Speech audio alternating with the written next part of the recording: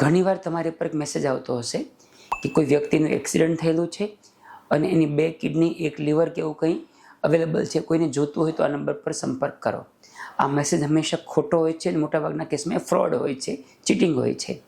હકીકતમાં જ્યારે કોઈનું બ્રેન ડેથ થાય અને એના ફેમિલી મેમ્બર નક્કી કરે કે આપણે હવે અંગદાન કે દેહદાન કરવું છે, ત્યારે એના અવયવ કિડની કે લીવર કયા વ્યક્તિની જશે એનો નિર્ણય ફેમિલીવાળા પાસે રહેતો નથી.